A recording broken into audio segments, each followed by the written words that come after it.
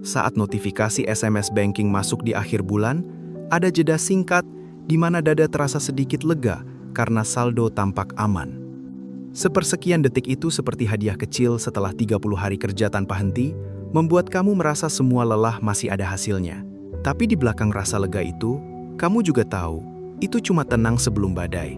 Karena sebentar lagi, tagihan akan datang satu persatu tanpa menunggu napas kamu pulih. Beberapa jam kemudian, realita mulai menagih janji. Cicilan motor, kontrakan, token listrik, kuota internet, uang makan, ongkos kerja, kebutuhan rumah, semua antre menggerus saldo dengan disiplin. Gaji yang tadi sempat bikin kamu tersenyum tipis, tiba-tiba menyusut dalam hitungan 2 hari saja, meninggalkan angka yang bikin kamu garuk kepala.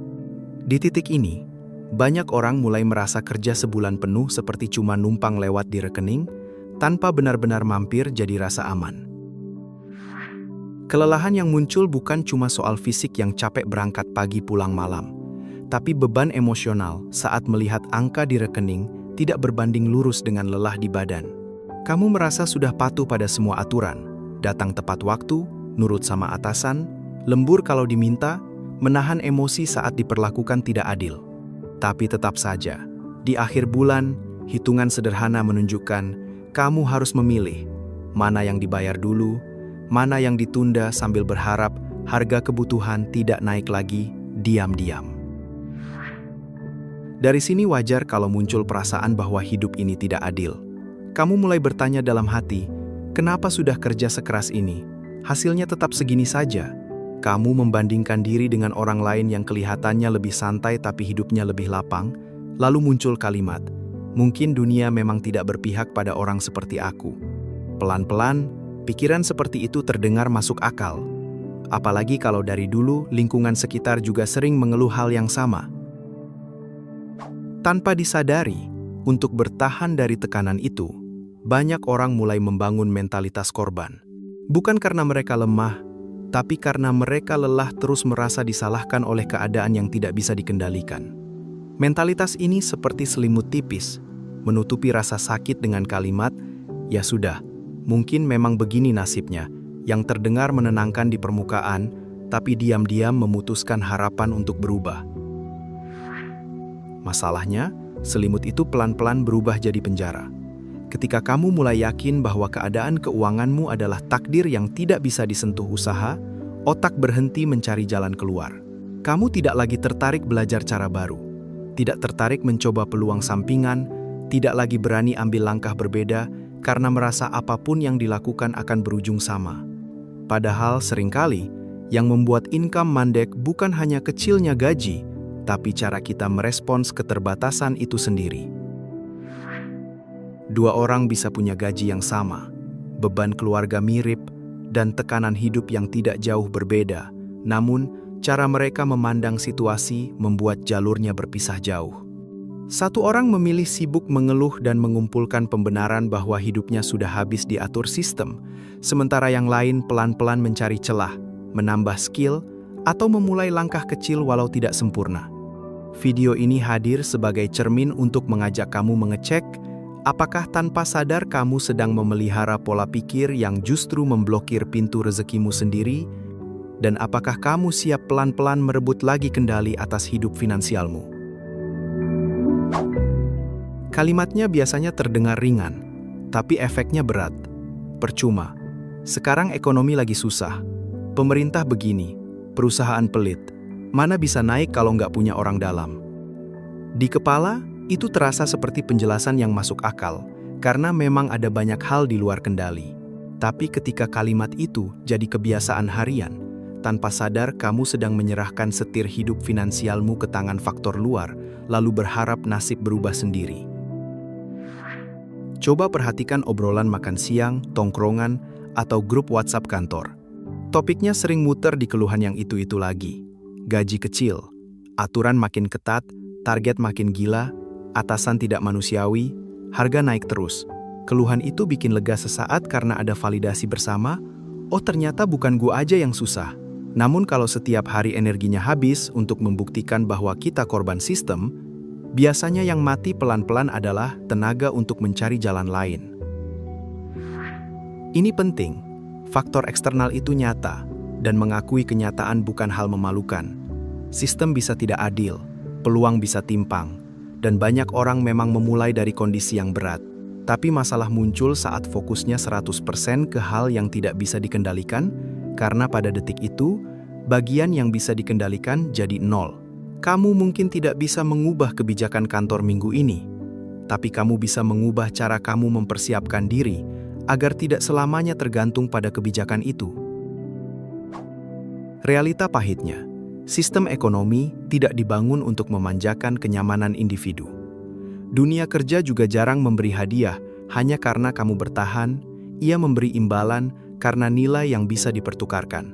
Jadi kalau strategi hidupmu adalah menunggu sistem berubah demi kamu, itu seperti menunggu lampu hijau di jalan yang sebenarnya tidak punya lampu.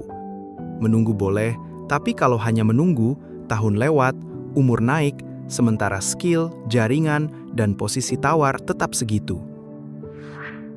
Sekarang bayangkan dua orang, gajinya sama, bebannya mirip, sama-sama capek, sama-sama punya tanggungan.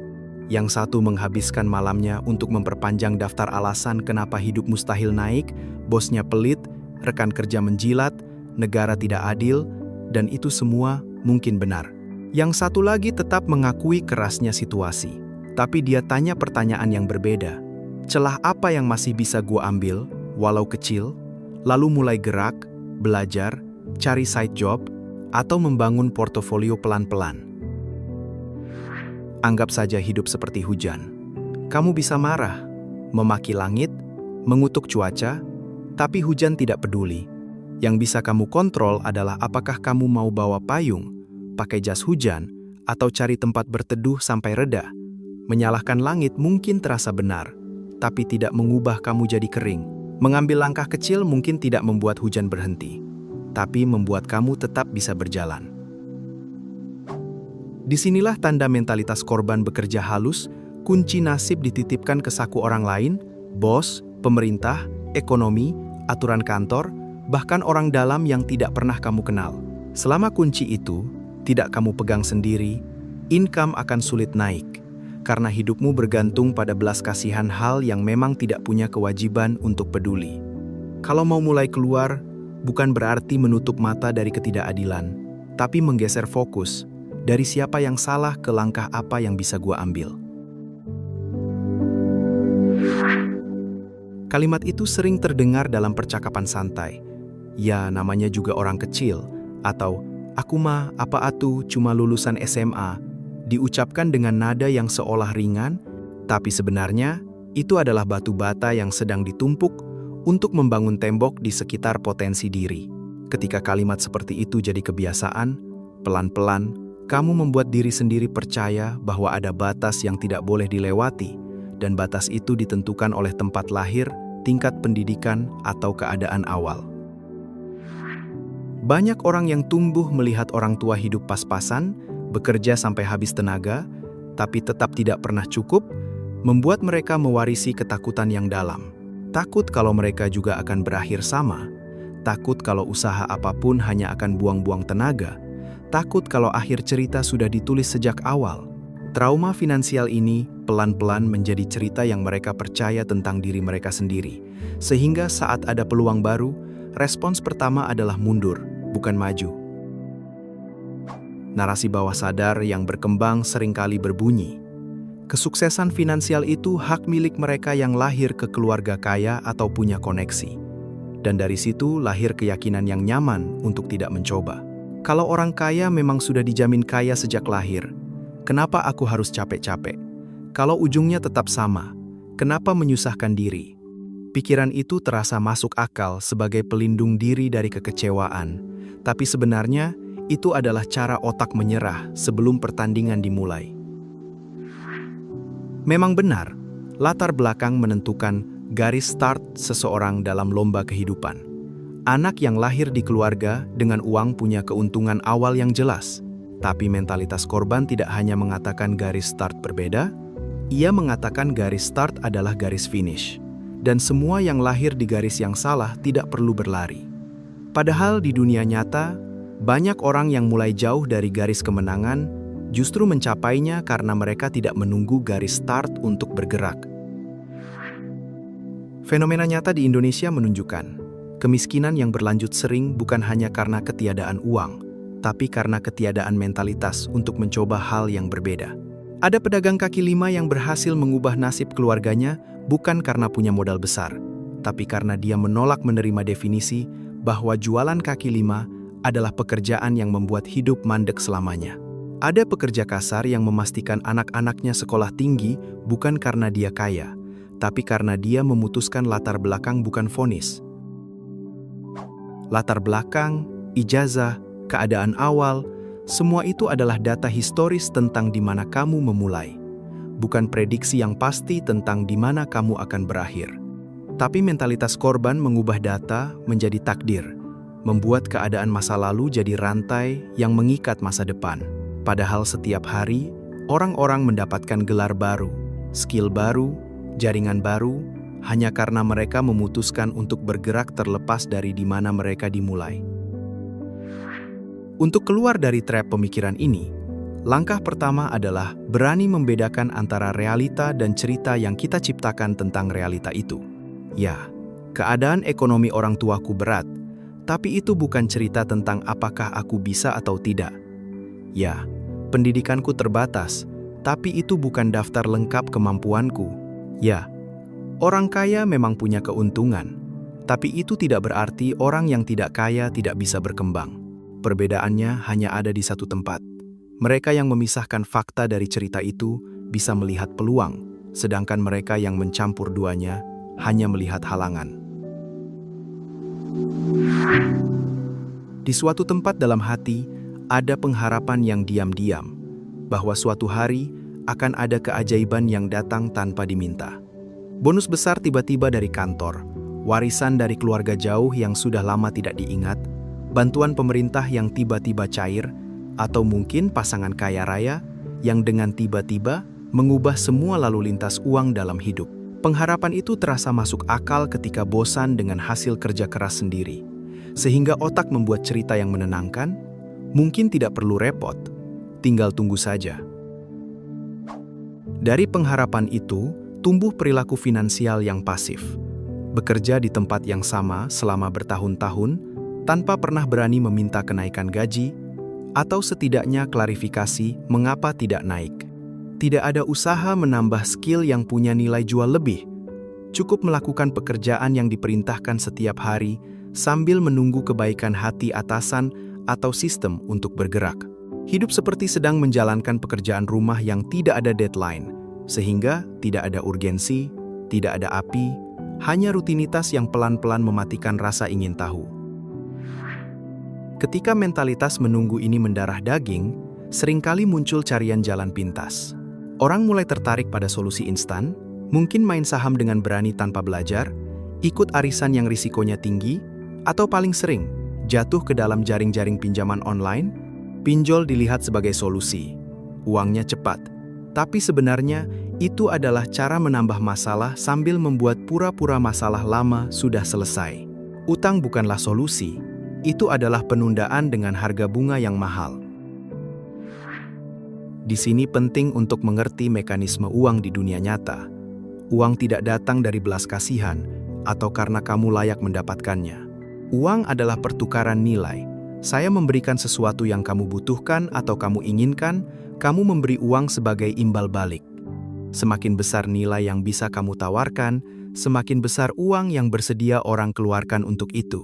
Menunggu uang terjatuh seperti menunggu orang membayar kamu tanpa pernah memberikan sesuatu, dan itu tidak akan pernah terjadi, kecuali kamu memang adalah pewaris atau penerima amal. Masalahnya, banyak orang menunjukkan alergi terhadap investasi pada diri sendiri, terutama kalau berbentuk uang tunai yang perlu dikeluarkan sekarang. Membeli buku dibilang sayang-sayang uang, ikut workshop dianggap luxury yang tidak penting, belajar skill baru terasa seperti pemborosan karena belum tentu hasil. Padahal, itu adalah satu-satunya cara untuk menaikkan nilai jual, yang pada akhirnya adalah satu-satunya cara untuk income bisa naik dari angka yang stagnan.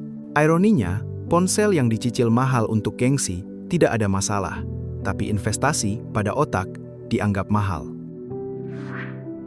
Perbedaannya terletak pada mana yang memberikan return jangka panjang. Ponsel dalam setahun sudah tidak trending, tapi skill yang kamu pelajari hari ini bisa memberikan hasil puluhan tahun ke depan, bisa menyelamatkan karir saat teknologi berubah, bisa membuka pintu peluang yang sebelumnya tertutup. Tapi mentalitas korban tidak berhitung seperti itu. Ia berhitung dari kepanikan jangka pendek. Uang mana ada? Bagaimana aku bisa keluar uang lagi untuk hal yang belum tentu untung? Dalam realita keuangan dewasa, tidak ada pangeran berkuda putih yang akan datang menyelamatkan dompet kamu. Tidak ada sistem yang tiba-tiba berkompromi, tidak ada atasan yang akan tersentuh hati dan memberikan kenaikan mewah. Satu-satunya orang yang bisa menyelamatkan dompetmu adalah diri kamu sendiri yang bergerak, belajar, mencoba, gagal, belajar lagi, dan terus bergerak.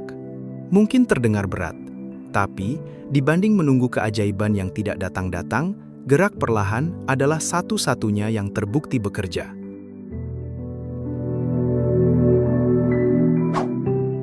Ada momen di mana kamu melihat teman seangkatan atau tetangga yang hidupnya terlihat lebih makmur, baik dari cerita di media sosial atau dari apa yang kamu lihat langsung di kehidupan.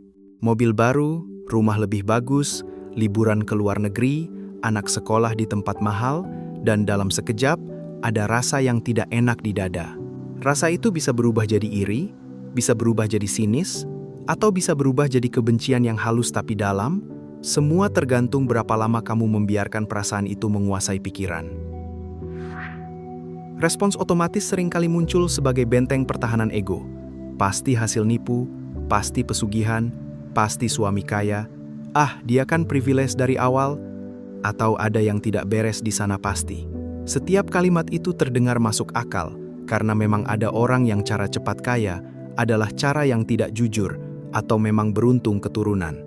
Tapi masalahnya, ketika setiap kesuksesan orang lain kamu labelkan dengan cara yang meragukan, sebenarnya kamu sedang membangun benteng mental yang mencegah diri sendiri untuk tertarik menjadi seperti mereka.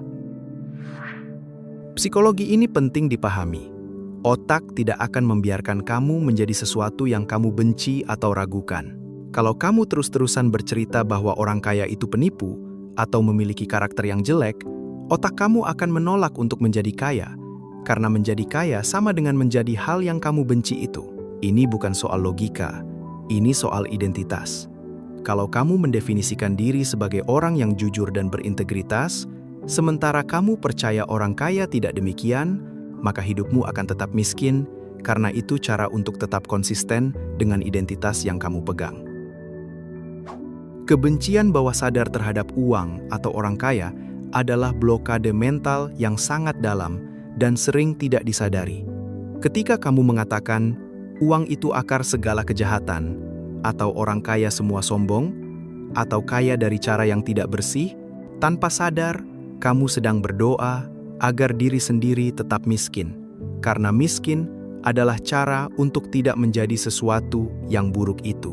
Ini adalah jebakan yang sangat halus, membuat seseorang secara sadar ingin kaya, tapi secara bawah sadar menolaknya. Di kantor atau di rumah, kamu paling tahu orang-orang yang nyinyir. Mereka tahu cerita tentang siapa yang dapat promosi, dan respons pertama adalah meragukan, mencari cacat, mencari alasan kenapa orang itu tidak layak. Mereka melihat tetangga yang beli mobil, dan langsung membayangkan utang yang pasti membebani. Mereka mendengar teman sukses, dan yang langsung muncul adalah pertanyaan, berapa yang dia korupsi? Nyinyir seperti itu tidak menambah 1 rupiah pun ke rekening mereka, justru menghabiskan energi emosional yang bisa dipakai untuk hal lebih produktif. Langkah sederhana untuk keluar dari jebakan ini adalah mengubah pertanyaan yang kamu tanyakan pada diri sendiri saat melihat kesuksesan orang lain. Alih-alih bertanya, kenapa dia beruntung sekali? Atau pasti ada yang tidak beres. Tanya, apa yang dia lakukan yang belum saya lakukan? Tanya, bagaimana dia memulai? Berapa lama dia butuh? Apa yang dia prioritaskan? Pertanyaan itu membuka pintu untuk belajar, sedangkan pertanyaan yang penuh curiga menutup pintu dan menggantinya dengan asumsi. Pemahaman yang penting adalah rezeki orang lain tidak mengambil jatah rezeki kamu, karena rezeki bukanlah kue tart yang potongannya terbatas, dan semakin banyak yang makan, semakin sedikit bagian kamu. Uang di dunia terus terbentuk, terus bergerak, terus bertumbuh, sehingga kesuksesan finansial seseorang bukan penanda bahwa pintu telah tertutup untuk orang lain. Ketika kamu bisa melihat kesuksesan orang lain tanpa rasa curiga atau kebencian, kamu telah membuka kemungkinan untuk belajar dari mereka, dan itu adalah langkah pertama menuju kesuksesan sendiri. Alasan klasik terdengar dari banyak orang. Saya gaptek, saya sudah tua, saya tidak bakat jualan. Diucapkan seolah itu adalah diagnosis medis yang tidak bisa disembuhkan. Setiap kalimat itu adalah benteng pertahanan untuk tidak perlu belajar cara baru, mencari income di era digital.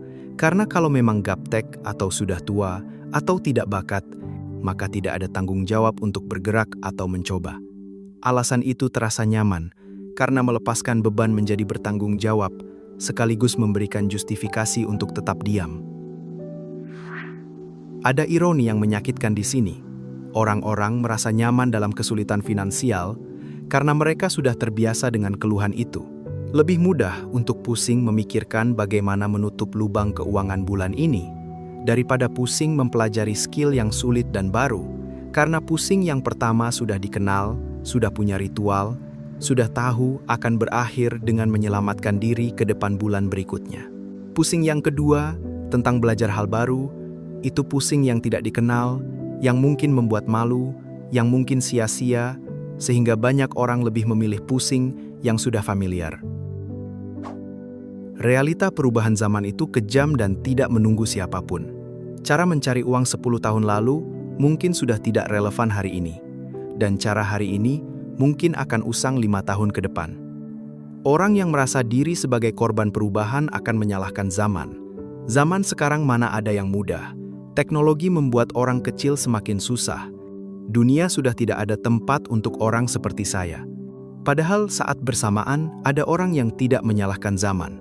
Mereka hanya menyesuaikan diri, belajar teknologi yang baru, beradaptasi dengan platform baru, dan tetap bertahan sambil terus berkembang.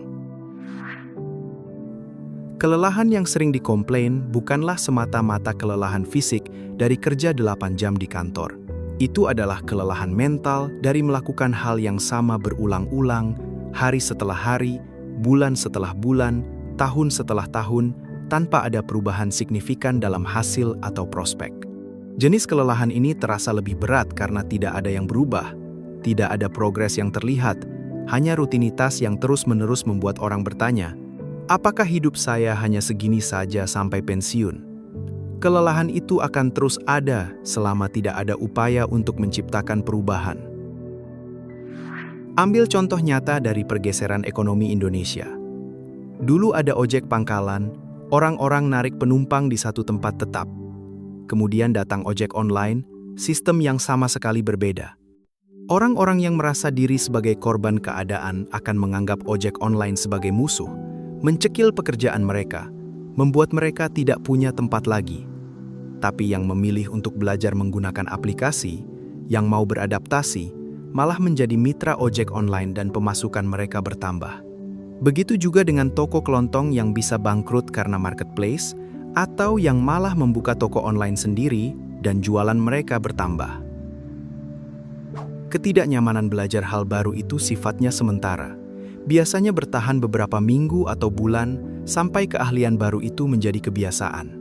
Sebaliknya, ketidaknyamanan karena kurang uang, kalau tidak ada perubahan, bisa berlangsung seumur hidup. Orang-orang sering membandingkan diri dengan orang yang sudah mahir di bidang tertentu, lalu berkesimpulan, saya tidak bakat. Padahal, yang mereka lihat adalah hasil dari orang itu setelah berbulan-bulan atau bertahun-tahun latihan. Tidak ada yang instan di dunia yang benar-benar bekerja, termasuk income yang stabil dan naik. Di era sekarang, income tinggi sering dimiliki oleh orang-orang yang fleksibel, yang sanggup berubah mengikuti perubahan pasar, yang terus belajar, yang tidak takut mencoba hal baru, bahkan kalau itu berarti harus meninggalkan cara lama yang sudah familiar. Mereka yang kaku, yang percaya begini-begini saja sampai mati, akan semakin tertinggal karena dunia tidak akan melambat menunggu mereka.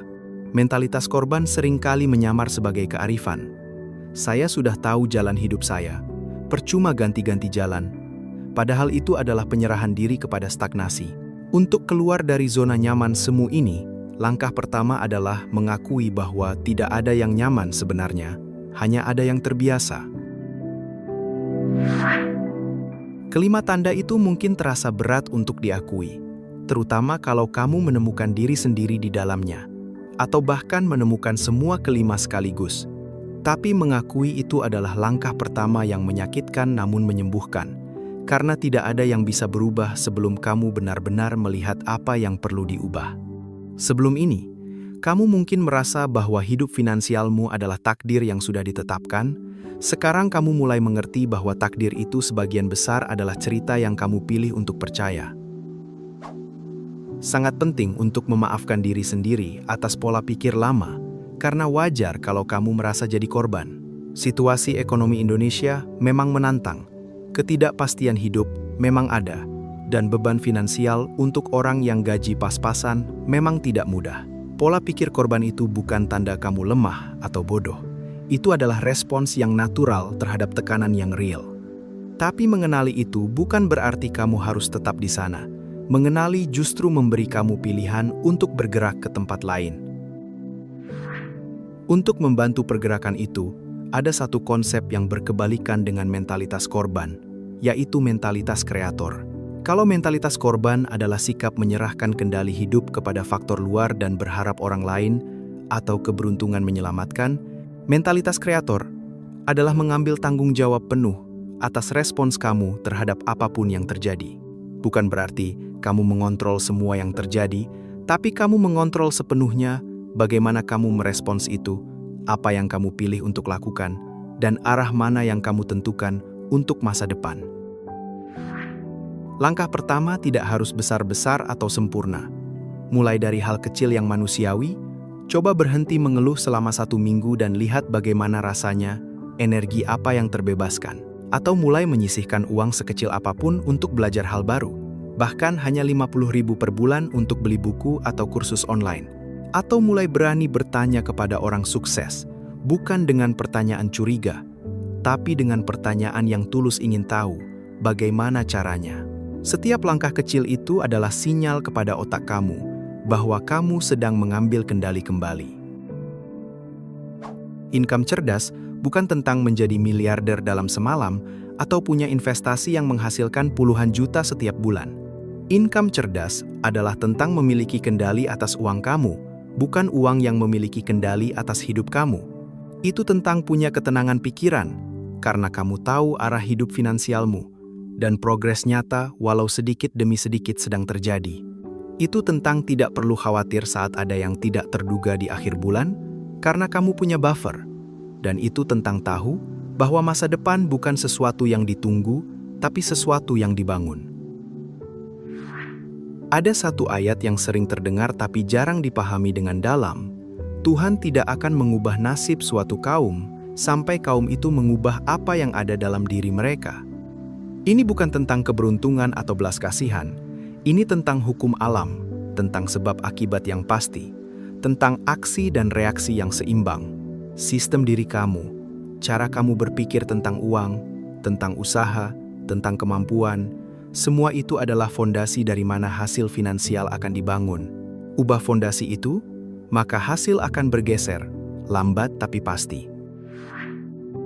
Sekarang kamu punya pilihan. Kamu bisa menutup video ini dan kembali ke pola lama, memilih nyaman dalam ketidakberdayaan, atau kamu bisa mulai menulis naskah kehidupan sendiri. Di naskah itu, kamu bukan figuran yang pasrah ditindas keadaan. Kamu adalah pemeran utama yang punya kendali, yang membuat keputusan, yang menentukan arah cerita.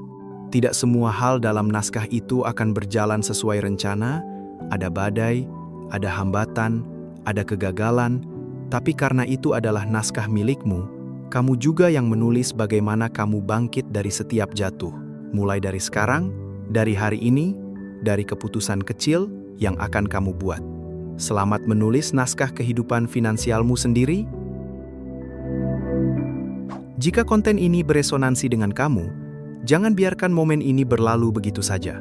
Subscribe ke channel Income Cerdas untuk lebih banyak pembahasan yang tajam, namun empatik tentang keuangan pribadi, mental finansial, dan cara nyata untuk mengubah hidup tanpa harus menunggu keberuntungan atau bantuan orang lain.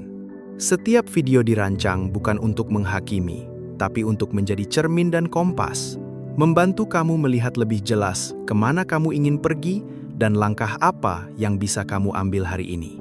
Kolom komentar di bawah adalah tempat untuk berbagi cerita kamu, pertanyaan kamu, atau perspektif yang berbeda.